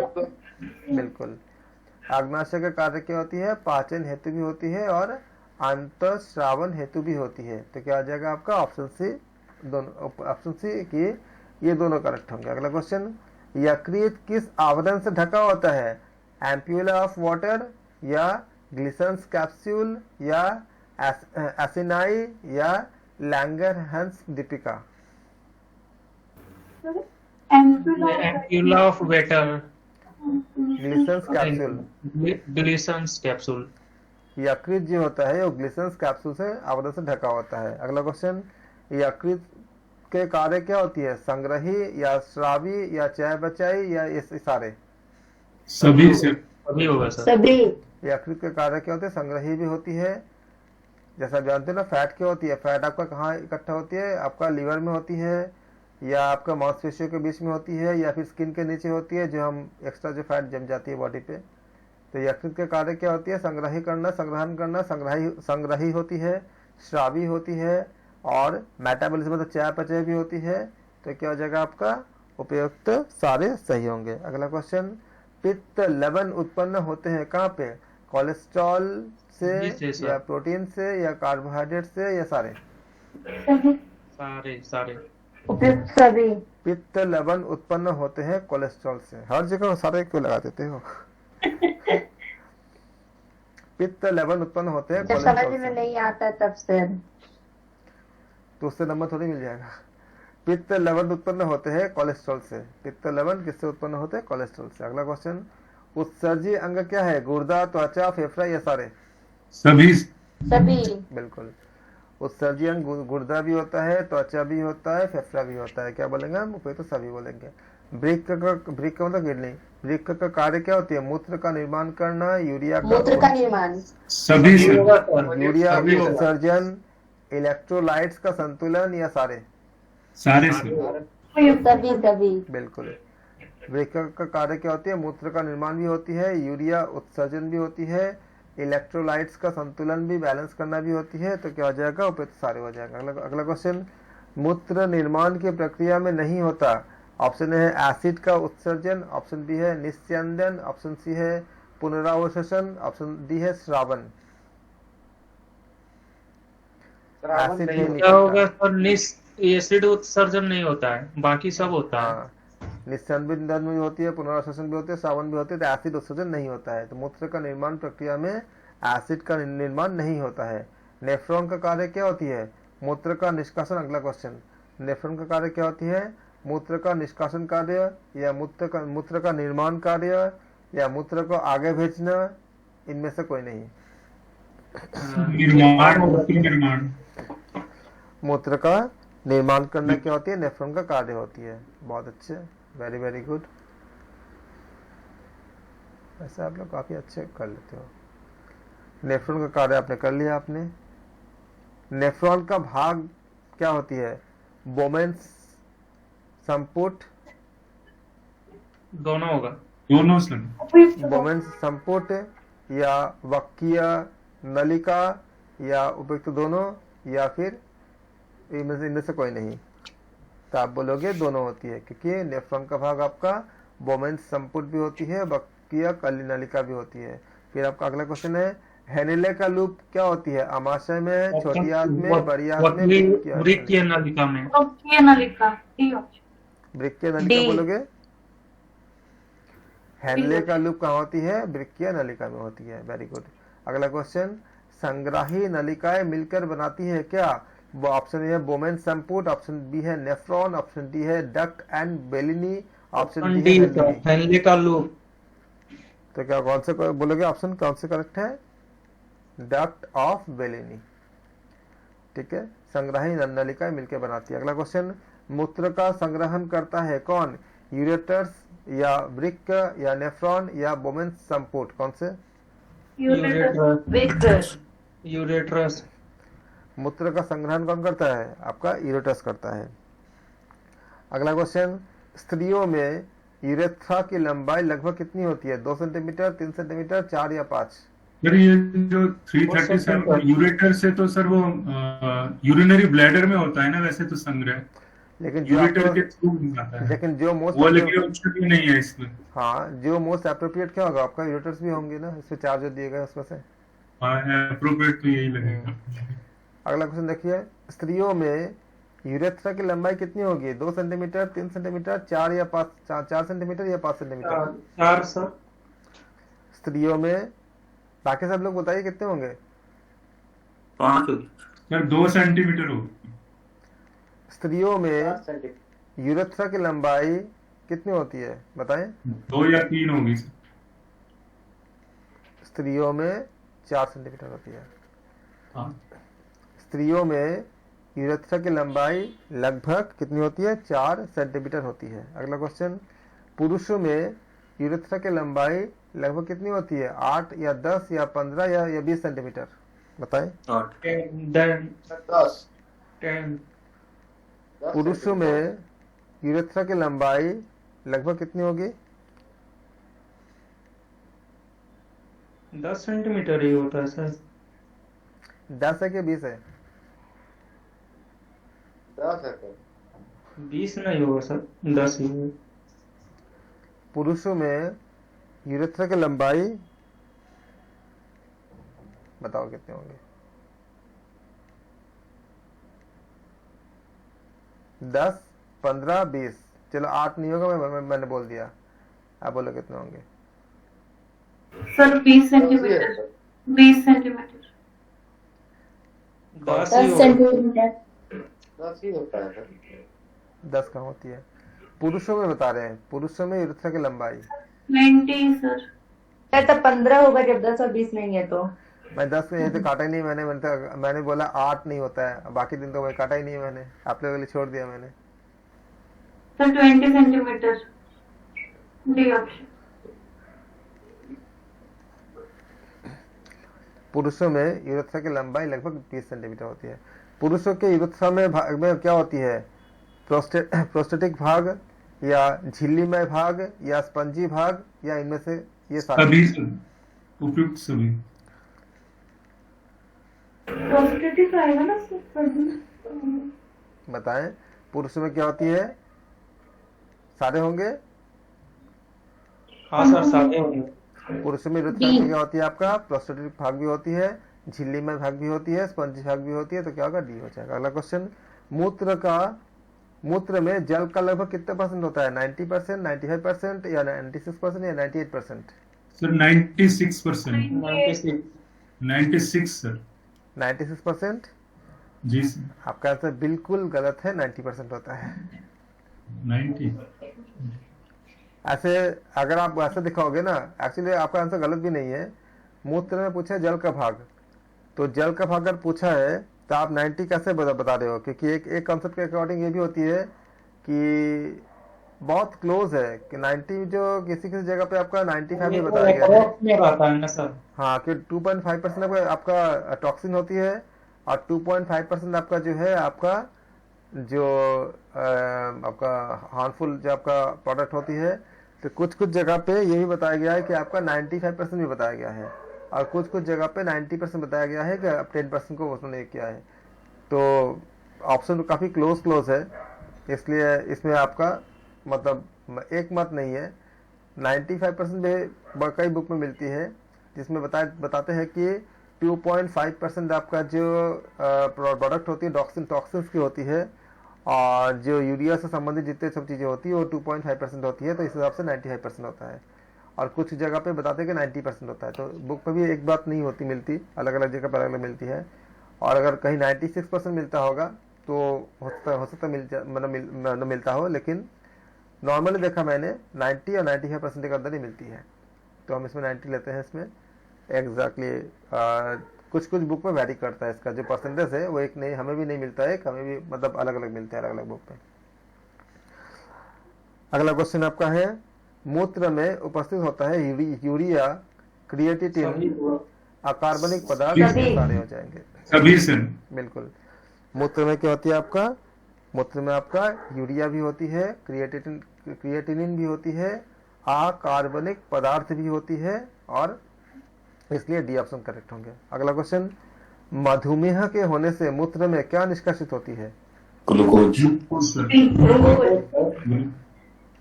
प्रोटीन, ग्लूकोज, पित्त या कास्ट? क्या बोलोगे आप? ग्लूकोज। मधुमेह होने से पित्त में मूत्र में आपका क्या होती है? मूत्र में आपका ग्लूकोज का निकलती है। अगला क्वेश्चन, पुरुष प्रजनन अंग नहीं है, क्या है आपका? ऑप्शन है डिम्ब ग्रंथि। जी, डिम्ब ग्रंथि जो होता है वो डिम्ब ग्रंथि। हाँ, डिम्ब ग्रंथि पुरुषों में नहीं पाई जाती है। तो ये बाकी अभिवृषण पुरुषों में पाई जाती है, प्रोस्टेट ग्रंथि भी पुरुष में पाई जाती है, शिश्न मतलब पेनिस भी पुरुष में पाई जाती है। अगला क्वेश्चन, जायगोट का संबंध किससे होती है? प्रजनन तंत्र। बिल्कुल, जायगोट का संबंध आपका प्रजनन तंत्र यानी रिप्रोडक्टिव सिस्टम से होती है। पाचन तंत्र से नहीं होता है, उत्सर्जन से नहीं होता है, पेशी से नहीं होता है। तो क्या होगा? जायगोट का संबंध प्रजनन तंत्र से होती है फीमेल में। अगला क्वेश्चन, फैलोपियन ट्यूब का संबंध किससे है? पाचन तंत्र से, प्रजनन तंत्र। बिल्कुल, फैलोपियन ट्यूब का संबंध रिप्रोडक्शन यानी बच्चे को जन्म मतलब गर्भधारण मतलब आपका प्रजनन तंत्र से होता है। अगला क्वेश्चन, महिलाओं में कौन सा प्रजनन नहीं है? बिल्कुल, वृषण जो होता है महिलाओं में नहीं पाई जाती है, बाकी फैलोपियन ट्यूब पाई जाती है, गर्भाशय पाई जाती है, अंडाशय पाई जाती है। अगला क्वेश्चन, अंडाशय तो जब जन्म होती तभी से पाई जाती है लेकिन वो एक्टिव नहीं होता। 1000 के करीब अंडे होते हैं और फिर जब आपका पीरियड स्टार्ट होती है तो हर बार एक एक अंडे निकलते रहते हैं, 2 जगह होती है वो, आप लोग पढ़े होंगे सारा एनाटॉमी में। पुरुष का संबंध नहीं है किससे? शुक्राणु से, गर्भाशय से। बिल्कुल, तो पुरुष का संबंध किससे नहीं होती है? गर्भाशय से संबंध नहीं होती है। शुक्राणु, वृषण और शिश्न ये सारे पुरुष का संबंध होती है, गर्भाशय से पुरुष का संबंध नहीं होती है, फीमेल से होती है। अगला क्वेश्चन, तंत्रिका तंत्र बनता है क्या? न्यूरॉन से, तंत्रिका तंत्र से, बिल्कुल, तंत्रिका तंत्र आपका न्यूरॉन से भी संबंधित होता है, तंत्रिका तंतुओं से भी होता है और न्यूरोग्लिया से भी होती है। तो क्या होगा? ऑप्शन डी करेक्ट हो जाएगा। अगला क्वेश्चन, केंद्रीय तंत्रिका तंत्र है, ऑप्शन ए मस्तिष्क, ऑप्शन बी सुषुम्ना, ऑप्शन सी मस्तिष्क एवं सुषुम्ना, ऑप्शन सी डी तंत्रिका। बताए कौन सी से? ऑप्शन मस्तिष्क और सुषुम्ना। मस्तिष्क एवं सुषुम्ना, ये आपका केंद्रीय तंत्रिका तंत्र है, सेंट्रल नर्वस सिस्टम के ऊपर। केंद्रीय तंत्रिका तंत्र का सबसे बड़ा भाग क्या होती है? सेरिब्रम या हिंडब्रम, हिंड ब्रेन या सेरिबेलम या मेडुला ऑब्लिंगेटा? सेरिब्रम। केंद्रीय तंत्रिका तंत्र का सबसे बड़ा भाग क्या होती है? आपका सेरिब्रम होती है। आपने लोब्स वगैरह पढ़े होंगे, 5 तरह के लोब्स होते हैं। सेरिब्रम के अगर मेरा एमसीक्यू नहीं होता तो मैं बताता सब चीजें, लेकिन बताने जाऊंगा तो मेरी एमसीक्यू की भटक जाती है, इसलिए मैं इसको बताऊंगा नहीं क्योंकि मुझे एमसीक्यू में कल एमसीक्यू रखनी है। सेरिब्रम के दाहिने एवं बाएं गोलार्ध को जोड़ता है कौन? Mid brain, fore brain, corpus callosum या फ्रंटल लोब? कौन सा? Frontal lobe. सेरिब्रम के दाहिने बीच में होता है कभी। हाँ सर, कार्पस कैलोसम ही होगा, वो क्लिप्ट होता है, दोनों साइड जोड़ता है जी। तो सेरिब्रम के दाहिने और बाएं गोलार्ध को कौन जोड़ता है? कार्पस आपका कैलोसम जोड़ता है।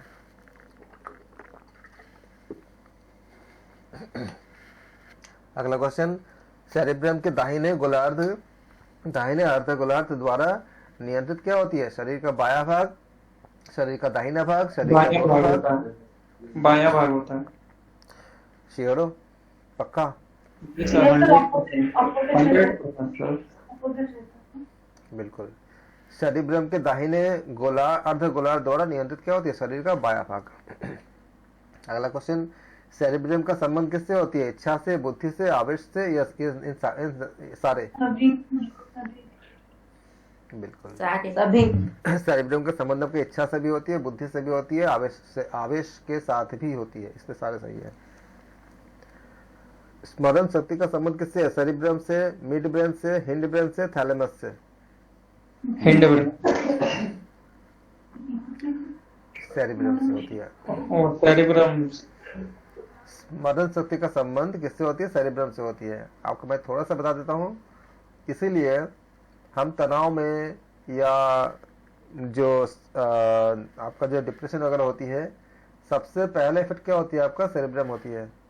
इसलिए जो लोग भूल जाते हैं या जिनको याद नहीं रहता है, उनको सेरिब्रम से संबंधित आपका काम करना चाहिए। योग में ऐसे बहुत से क्रियाएं होती है जिससे आपका सेरिब्रम अच्छा होता है। खुश रहने से आपका सेरिब्रम अच्छा होता है और पॉजिटिव थॉट से आपका सेरिब्रम अच्छा होता है। सेरिब्रम के ऊपर बहुत बड़ी विज्ञान है। एग्जाम बाद में आपको 1-2 घंटे का क्लास खाली सेरिब्रम पे दे दूंगा एक दिन। इतने सारे बॉडी का फंक्शन को आपका संबंधित होता है, और जो छोटी छोटी बातों में जो किसी को बुराई करते हैं उससे हमारे सेरिब्रम खराब होती है। अल्टीमेटली के हमें ही भुगतनी पड़ती है। निंदा करना, चुगली करना, जितने भी नेगेटिव आपका इमोशंस होती है, उससे सेरिब्रम ही उसी में असर पड़ता है। और जो लोग इस तरह के एक्टिविटी में इन्वॉल्व होते हैं, रुचि लेते हैं, जब ज़्यादा एज होती है तो उनको बहुत बड़ी समस्याएं होती है, चीज़ें याद न रख पाना, और सेरिब्रम के खराब होने से जो चीज़ें होती है सारे बनती है। इसलिए हम कहते हैं कि जो कही जाती है योग शास्त्र में, अगर हम अननेसेसरी कुछ नेगेटिव एक्टिविटी करते हैं, वो सामने वाले को तो कुछ शायद होता नहीं होता, अलग बात है। अगर हम करेंगे तो सबसे पहले हम खत्म होते हैं, क्योंकि वो सेरिब्रम का इफेक्ट करता है। संबंधित बात है, इसलिए मैंने थोड़ा सा बता दिया, लेकिन इसके ऊपर इतना डिटेलिंग है। कुछ जगह पे ऐसा क्यों होते हैं कि ओल्ड एज में लोग जैसे भूल जाते हैं, या बहुत सी चीजें होती है, क्यों? इसलिए बोलते हैं कि कहा जाता है कि जो शुरुआती जीवन में अगर हम यम नियम का पालन करेंगे तो सेरिब्रम का नष्ट नहीं होता है। तो ओल्ड एज जब आती है तो हमारा जीवन सुखमय होता है। बहुत बड़ी कनेक्शन है, लेकिन अभी हम यहाँ पे नहीं जाएंगे। ऑब्जेक्टिव से क्यूज है, कभी बात करेंगे इसके ऊपर, और तब देखोगे कि यम नियम और योग के जो शुद्धिकरण करते हैं उसका कितने रोल होती है। अगला क्वेश्चन बता इसलिए दिया क्योंकि आप लोग भी योगा टीचर हो या कहीं क्लास लोगे या कुछ ऐसे कुछ करोगे, तो अगर कोई साइंटिफिकली कोई लोग जानना चाहेंगे, समझना चाहेंगे, तो आप लोग बताना बहुत ज़रूरी होता है, क्योंकि आप समझाओगे तभी लोग इससे समझेंगे और अपने जीवन के जो हैबिट से उसको चेंज करेंगे, अच्छे हैबिट की तरफ आएंगे। थैलेमस का संबंध किस क्रिया से होती है? संवेदी आवेगों का वर्गीकरण। ये सर वर्गीकरण संवेदी आवेगों का वर्गीकरण। थैलेमस का संबंध संवेदी आवेगों का वर्गीकरण से होती है, तो ऑप्शन ए करेक्ट हो जाएगा। संवेदना से नहीं होती है, आवेग से नहीं होती है, स्मरण शक्ति से नहीं होती है। अगला क्वेश्चन, संवेदी आवेगों को कॉर्टेक्स तक पहुंचाता है हाइपोथैलेमस, थैलेमस, बेसल गैंग्लिया या corpus callosum? Option C ganglia, basal ganglia. संवेदी आवेगों को कॉर्टेक्स तक कौन पहुंचाता है? थैलेमस। संवेदी आवेगों को थैलेमस, हाइपोथैलेमस। आप लोगों को अच्छे से पढ़ना, ये जो आकर्षण होता है किसी के प्रति, ऑपोजिट जेंडर के प्रति, इसमें क्या होती है? इसमें आपका जो बोलते हैं कि आपका प्यार वगैरह जो बोलते हैं, उसमें सबसे पहले आपका ये सब हाइपोथैलेमस का बड़ा रोल होता है। आप लोग जब इसको जानोगे तो वो अगर किसी का हाइपोथैलेमस एक्टिव हो जाता है तो क्या होता है, उसके प्रति वो आकर्षित हो जाता है। उसमें वो आकर्षण इसीलिए इन सब चीजों को कैश कौन करता है? जितना विज्ञापनदाता होते हैं। और 7 सेकंड तक अगर किसी चीज को देखा जाए तो उसमें एक्टिवेट हो जाती है हाइपोथैलेमस वगैरह जो होती है। थैलेमस हाइपोथैलेमस में जो कॉन्सेप्ट होती है आपका एक्टिवेट हो जाती है। तो इसलिए 7 सेकंड तक जब आप ऐड देखोगे, जो जितना आपका मूवी बनती है, जो आपका जिसको आपका हाईलाइट की जाती है किसी ऐड को या किसी चीज को, तो जिसके प्रति आकर्षण पैदा करना होता है वो कम से कम 7 सेकंड तक दिखाते हैं। आप देखना सीरियल वगैरह क्या होती है, कोई सीन दिखा रहे हैं तो वो दिखाया जा रहा है, वो सब कैलकुलेटेड होती है। 7 सेकंड तक अगर हम देख लिए हमने, तो हमारे अगर आपका ये ग्रंथि अगर एक्टिवेट हो जाएगी तो हम उसके साथ जुड़ जाते हैं। और यही कारण होती है, सबको पता तो है ही कि जो रुपहली पर्दे में जो भी एक्टर एक्ट्रेस होते हैं उनका अपना लाइफ है, हमारे साथ कोई संबंध नहीं है, लेकिन तब भी वो अपने जीवन के साथ जोड़ लेते हैं, क्योंकि इसका संबंध क्या होती है आपका इन्हीं सब ग्रंथियों के साथ होती है। ये बहुत बड़ी चीज है। और इसको जब साइकोलॉजी के साथ जब जोड़ते हो तो वो उसका अध्ययन करने के बाद जितना विज्ञापनदाता कंपनी वगैरह बनाते हैं, वो पहले जो विज्ञापन बनाते हैं वो लंबी बनाते हैं, ताकि आपका 7 सेकंड तक आप देखते रहो। उसके बाद वो छोटा कर देते हैं, क्योंकि आपने एक बार देख के रखा है तो माइंड पे पूरा बैठा हुआ है, खाली कनेक्ट कराते हैं ताकि उनके खर्चे बच जाए और कंटिन्यू आपका प्रोडक्ट मार्केट में रहे। और इसीलिए जो आपका मूवी में कोई आपका गाने की जरूरत नहीं है। क्यों गाना डालते हैं? क्योंकि गाने डालते हैं तो उसमें आपको एक्टर एक्ट्रेस जिसको भी उनको दिखाना होगा, वो इस तरह का सीन क्रिएट करते हैं कि आप 7 सेकंड से ज्यादा उनको देखो, और उसके बाद वो आपका जो ग्रंथियां एक्टिवेट हो जाती है, तो फिर आप उसके प्रति आप मतलब आकर्षण में आप जाते हो। तो फिर अगला बार क्या होगा, उस पर्टिकुलर जो एक्टर या एक्ट्रेस का जब मूवी आएगा तो आप देखने जाओगे। इस तरह से बहुत से कनेक्शन होते हैं सारा चीजों का। तो इसका संबंध जो होती है आपका, ये ग्रंथियां होती है, इसमें से जो आपका सिक्रेशन होती है, इसका संबंध होती है। और भी चीजें होती है, कुछ ऐसे केमिकल होते हैं जो ऑपोजिट जेंडर की तरफ आकर्षित कराती है। वो आप इसका पूरा केमिस्ट्री अलग से है, इसमें मैं कभी बात करेंगे कि वो कैसे काम करता है। और इसका संबंध यह है कि इसलिए संवेदी आवेग को इसका आपका काम करता है वो। तो संवेदी आवेगों को कॉर्टेक्स तक कौन पहुंचाता है? आपका थैलेमस पहुंचाता है। आप लोग जो देखते हो ना, उसके पीछे बहुत बड़ी साइंस होती है, बहुत सारी चीजें इसको शोध होती है, रिसर्च होती है, और होने के बाद तब जाके आपके सामने लाई जाती है सब चीजें, हमें पता भी नहीं चलता है। समस्थिति का संबंध किससे होती है? हाइपोथैलेमस, थैलेमस या समस्थिति का संबंध किससे होती है? हाइपोथैलेमस, थैलेमस या बेसल गैंग्लिया या कार्पस कोलोसम? हाइपोथैलेमस है। समस्थिति, थैलेमस। Homeostasis, basal ganglia. अगला क्वेश्चन, अंतःस्रावी ग्रंथियों के कार्य संपर्क कहाँ होती है? थैलेमस द्वारा, सॉरी हाइपोथैलेमस द्वारा, ऑप्शन ए, ऑप्शन बी है पिट्यूटरी के द्वारा, ऑप्शन सी दोनों के द्वारा, ऑप्शन डी इनमें से कोई नहीं। बताए कौन से? दोनों द्वारा सर। दोनों द्वारा, ठीक है। अंतःस्रावी ग्रंथियों के कार्य क्या होती है? हाइपोथैलेमस के द्वारा भी होती है और पिट्यूटरी ग्लैंड के द्वारा भी होती है। हिंड ब्रेन का भाग क्या होती है? पॉन्स या मेडुला ऑब्लिंगेटा या अनुमस्तिष्क? मेडुला ऑब्लिंगेटा सभी होगा सभी सर। मेडुला और मस्तिष्क। सभी हिंड ब्रेन का पार्ट क्या होती है? पॉन्स होती है या मेडुला ऑब्लिंगेटा या अनुमस्तिष्क या ये सारे? तो ये आएगा सर। सारे होंगे। बिल्कुल। हिंड ब्रेन का पार्ट आपका पॉन्स भी होता है, मेडुला ऑब्लिंगेटा भी होती है, अनुमस्तिष्क भी होती है, इसलिए ऑप्शन डी यानी सारे अभियुक्त उपयुक्त सारे करेक्ट हो जाएंगे। आज हमने एमसीक्यूज किए, ये 6 यूनिट है आपका यूजीसी नेट योगा के, मदर योगा सेकंड पेपर के। हमने आज एनाटॉमी का कुछ क्वेश्चंस किए हमने। अगले पार्ट वीडियो का अगले पार्ट में हमारा सेकंड पार्ट था, इसके पहले हमने जो पार्ट किया था उसमें हमने साइकोलॉजी का हमने किया था हमने, और आज हमने कुछ जो क्वेश्चन जिस तरह के लेवल के क्वेश्चन पूछे जाते हैं उसको हमने आज किया। इसका और भी पार्ट बनेंगे, ये सेकंड पार्ट था, अगले पार्ट में जल्दी करेंगे जिसमें आपको इसके बाद के क्वेश्चन सब करेंगे। Thank you so much.